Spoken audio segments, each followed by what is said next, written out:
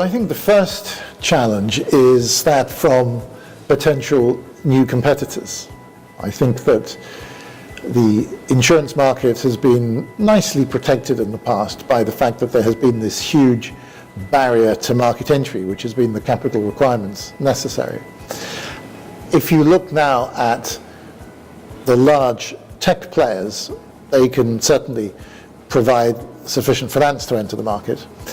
If you then look at healthcare delivery, you see that digitalization, artificial intelligence, and all of these other tech-driven initiatives are radically reforming the way that healthcare is delivered, where it's delivered, and the expertise of the people doing that.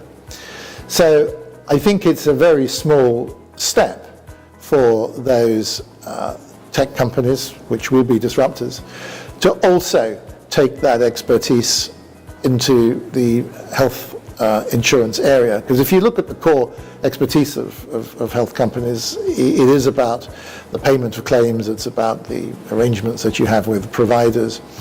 And all of those processes can be improved and can be made more efficient by the use of the latest in artificial intelligence in particular. And it's got to be the tech companies who are very well placed to move into our home turf.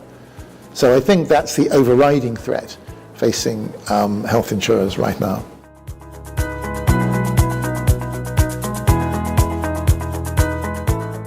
I think the first steps will be collaboration. The insurers will be anxious to widen the services that they offer, because they will not really be able to continue to rely just on paying claims, because the tech companies will be able to use artificial intelligence and their general tech skills to do that more efficiently. So the insurers will need to move into the area of adjacent services, harmonizing or capitalizing on the sort of digital connection that patients will increasingly have with the providers of healthcare. And we're already seeing that. The insurers are looking to see what they can provide in the way of wearable fitness apps, etc. So initially it will be partnership, while both sides feel their way. It will depend upon the appetite of the tech giants for entering the insurance market. They may decide that occupying the healthcare delivery space and occupying the remote technology space and providing services to existing insurers is sufficient, in which case it'll be partnership. If they decide that they can make the final step into, in essence, doing exactly what the insurers do, it'll be a bloodbath. I think that the chances of it being a bloodbath are at least 50-50, but it won't happen immediately. It'll be something that'll be iterative.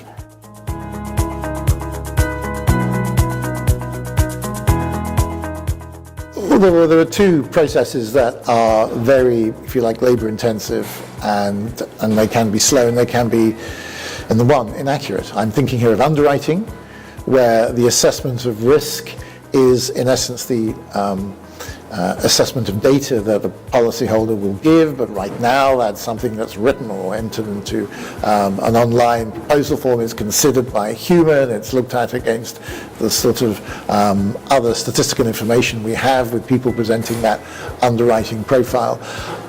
That's cumbersome, that can be a little inaccurate sometimes. Obviously that's information comparing, that is where you are looking at what a policyholder has said and you're comparing it to experience of people with a similar profile. That's something that can easily be automated and should be. And the same for claims too. There are far too many claims that, quite frankly, can and should be compared automatically and immediately with the most appropriate treatment for the particular condition, the most appropriate cost for the treatment, and all of the other sort of key factors, length of time in hospital and all of that. That again is a process that's done manually. That lends itself to an AI application very well.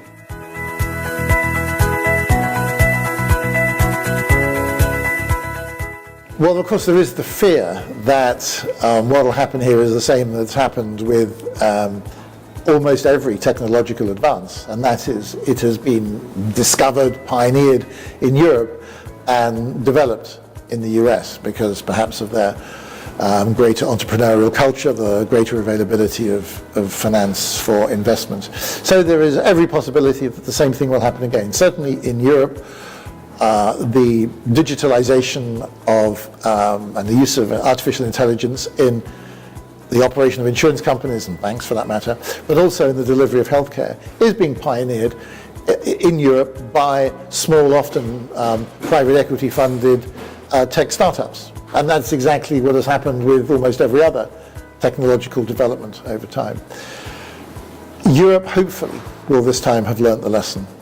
And what ought to happen is that the big players, and here I would say the insurance companies, but the big health groups too, but certainly the insurance companies should become involved. But I would not be confident that we will not see the ultimate development of this technology taking place in the States. I think that's quite likely.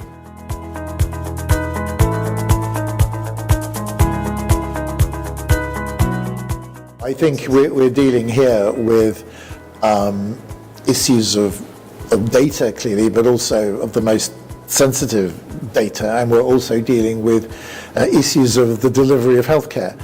All of those areas need to be regulated, and they need to be regulated well.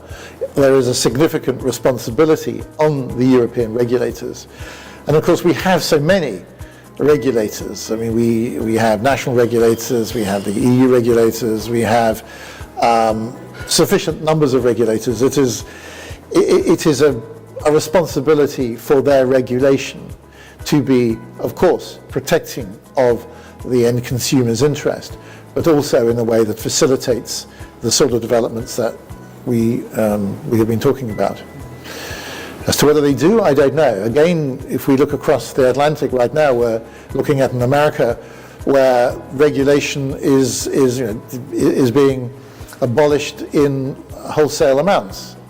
So if you would have the availability of capital plus a much lighter regulatory environment in the US, then again you would see all of this developed in the US rather more than in Europe. If we over-regulate or regulate badly, it will stifle this development in Europe. In the same way as if we don't provide enough capital to support these developments, it'll be stifled. I couldn't tell you which way it will go. It will depend on how long it takes. It'll depend on who's in the White House. Thank you very much. Let's hope for the best. Let us do that.